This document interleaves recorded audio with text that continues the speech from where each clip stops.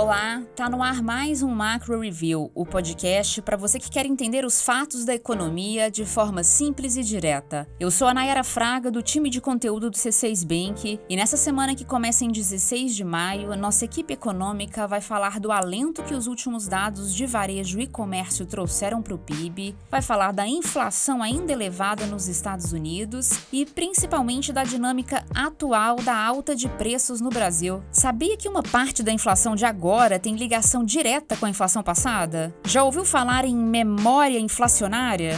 Se você é muito jovem, pouco provável, né? Para entender como está caminhando a inflação do Brasil e como a história interfere nisso, fica comigo até o final que eu te conto tudo. E hoje também tem uma análise bacana sobre o que está acontecendo nos mercados globais com o JP Morgan Asset Management. Vamos nessa? Eu começo falando da inflação brasileira, que por hora segue em disparada no Brasil. O IPCA, que é um índice oficial da inflação no país, fechou abril em alta de 1,06%, o maior valor para o mês de abril em 26 anos. O resultado veio acima da nossa expectativa, que era de 0,97%. No acumulado de 12 meses, a alta de preços no Brasil está em 12,13%. É o 8º mês seguido em que a inflação fica em 2 dígitos. E o cenário, pelo que a gente está vendo, vai custar a melhorar. Os bens industrializados continuam subindo por conta da desorganização das cadeias globais de produção, que, como a gente já falou aqui, provoca falta de insumos e atrasa a fabricação de produtos em diversas indústrias. Do computador à maquiagem, do equipamento de som ao pneu, os preços não estão agradando ao consumidor. Em 12 meses, a categoria de bens industrializados acumula alta de 14,22%. É muito importante também observar com atenção o preço dos serviços. Eles subiram 0,66% em abril e acumulam alta de 6,94% em 12 meses. É uma alta menor que a de bens industrializados, mas acontece que os serviços têm um peso maior do que os bens industriais na composição do IPCA. E o que essa alta dos serviços nos diz, né? Por que eles estão aumentando? Bom, é agora que você vai começar a entender o título desse episódio.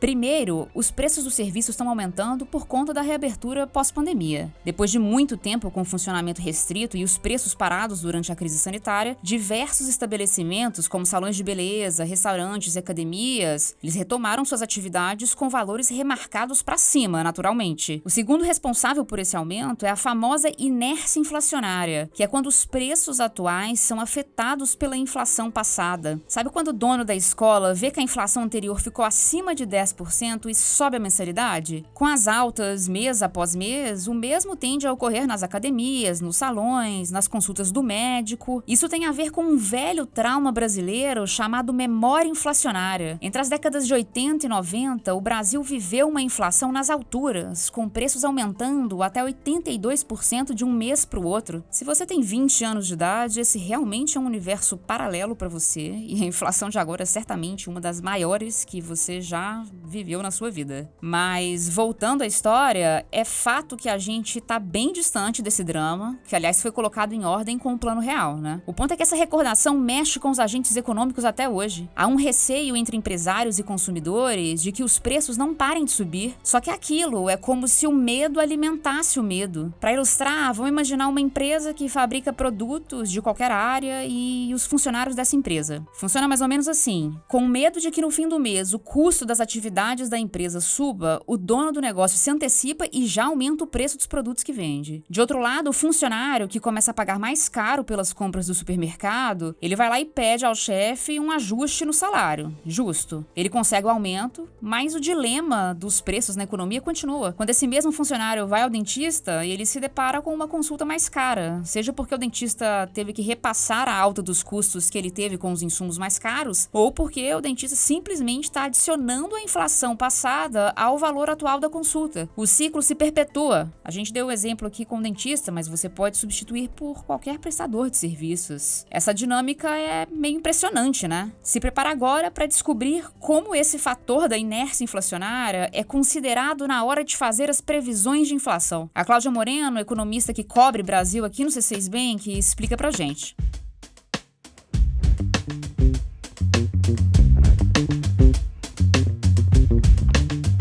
Nayara, o cenário não tá nada fácil. O IPCA de abril reforça que a inflação está disseminada na economia. Ela está de fato espalhada por diversas categorias e vai ser difícil trazê-la de volta para baixo. Por quê? Falando de uma forma bem simplificada, a inflação se forma com base em duas coisas: na meta de inflação que o Banco Central persegue e em outra coisa que é simples, mas que pode soar até estranha para quem analisa isso pela primeira vez: a inflação passada. É isso, a inflação dos meses anteriores ou do ano anterior interfere na inflação que está por vir. Quando a inflação atinge 10 ou 12%, como é o caso de agora, os contratos que são indexados formal ou informalmente pela inflação, como aluguéis ou a mensalidade da escola, eles são reajustados. E esse é um exemplo que gera a inércia inflacionária que você mencionou. Agora, é interessante a gente pensar no peso da inércia na composição da inflação. Fazendo uma conta rápida aqui, a gente pode considerar que a inércia responde por algo como 1/3 da inflação. Os outros 2/3 estão ancorados na meta do Banco Central, na expectativa que os agentes econômicos têm de que o BC vai atuar para trazer a inflação na meta. Ou seja, se a inflação vai fechar 2022 em 8,4%, que é a nossa projeção, só a inércia para o ano seguinte seria de 2,8%, o que é bastante coisa. Isso somado à parcela referente à meta, resulta numa inflação perto de 5% para 2023. A gente sabe que tem muitos outros fatores que estão em jogo, né? Dólar em alta, ambiente global inflacionário, juros subindo no Brasil, desemprego em patamar elevado. Tem risco para os dois lados, para jogar a inflação tanto para cima quanto para baixo. Mas independentemente disso, é sobretudo por conta da inércia inflacionária que a gente acha que a inflação ainda vai ser alta no ano que vem. A previsão do nosso time de economia para a inflação de 2023 é de 5,2%.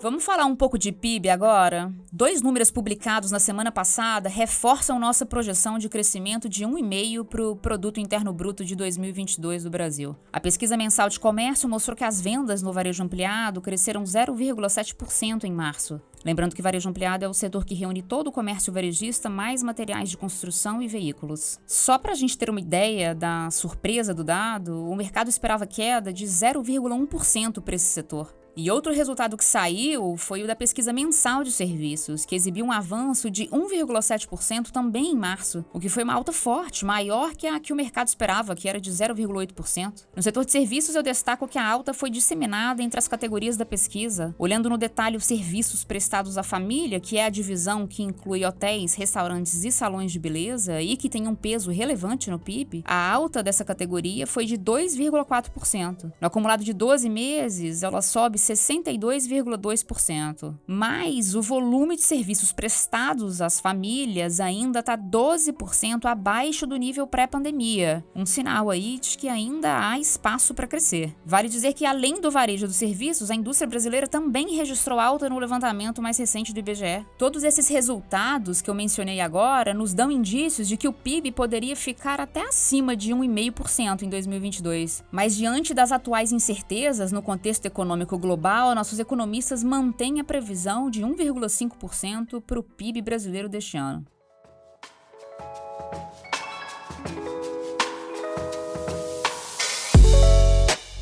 Saindo do Brasil e indo para os Estados Unidos, a notícia é de desaceleração da inflação. Depois de subir 1,2% em março, o índice de preços ao consumidor, o CPI na sigla em inglês, cresceu 0,3% em abril. O avanço foi mais moderado, principalmente por conta da queda no preço da energia. Só a gasolina caiu 6,1%, mas isso depois de saltar 18,3% entre fevereiro e março. É um certo alívio esse ritmo de crescimento da inflação menos acelerado nos Estados Unidos, mas não dá para comemorar. No acumulado de 12 meses, o CPI está em 8,3%, que é um patamar ainda bem elevado. E não dá para analisar a inflação sem olhar de perto o núcleo da inflação, que é o que mais importa. O núcleo, que exclui alimentos e energia, que são categorias mais voláteis, ele subiu 0,6% em abril e acumula alta de 6,2% nos últimos 12 meses. É bastante coisa. Frear a inflação nos Estados Unidos não está sendo uma tarefa simples. Não é à toa que o Fed, o Banco Central dos Estados Unidos, começou a se movimentar de forma mais agressiva agora. Um passo, aliás, considerado tardio por muitos analistas. O Fed adicionou 0,5 ponto percentual aos juros recentemente, o que representou o maior aumento desde o ano 2000. A taxa atual está entre 0,75% e 1%. Por falar em alta dos juros nos Estados Unidos, não tem como isso não afetar as bolsas de valores ao redor do mundo, né? Que, aliás, passaram por alta volatilidade nos últimos dias. Não só por conta dessa medida do Fed, mas por outras questões. Quem conta quais são elas pra gente é a Gabriela Santos, estrategista de mercados globais do JP Morgan Asset Management, que gravou um comentário diretamente de Nova York, onde ela está baseada. Tivemos uma outra semana volátil nos mercados globais, com quedas nas bolsas, com moedas se depreciando frente ao dólar e com bastante volatilidade diária e mesmo dentro do dia. Realmente, 3 questões ainda continuam pressionando os ativos.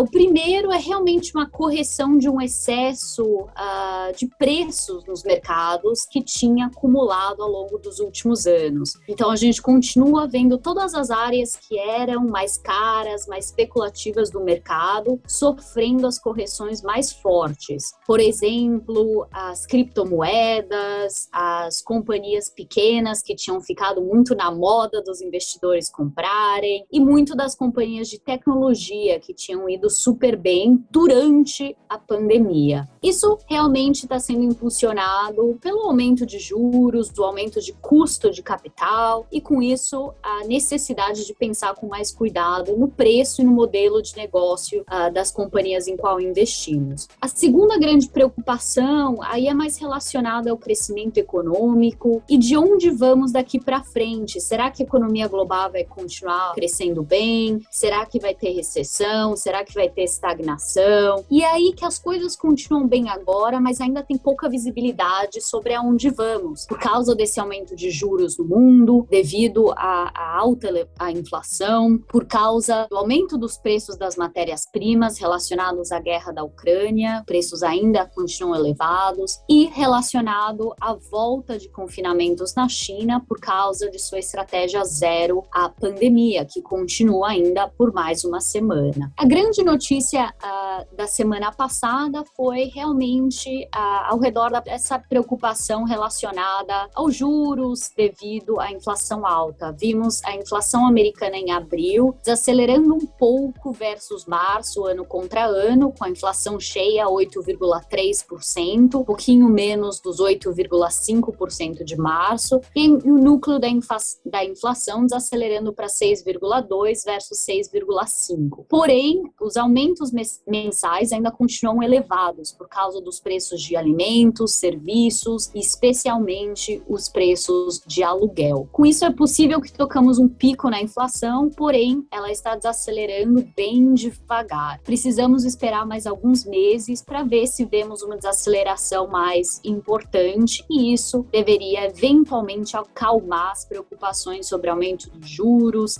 e crescimento econômico, mas ainda não. Com isso, a expectativa do mercado ainda é de elevação de juros em junho e julho pelo Federal Reserve de um ritmo de 50 pontos base. Essa semana, a grande notícia virá provavelmente da China, com seus dados de abril, vendas no varejo, produção industrial, que devem mostrar uma forte desaceleração por causa de muitos confinamentos no mês de abril. Aí que muita atenção vai ser voltada para se vermos uma reabertura na cidade importante de Shanghai essa semana, agora que os casos começaram a cair de uma maneira mais consistente. Bom, vamos ver o que temos essa semana. A volatilidade pode continuar um pouco alta ainda, até que tenhamos um pouco mais de visibilidade sobre os preços das ações e também o crescimento econômico daqui para frente.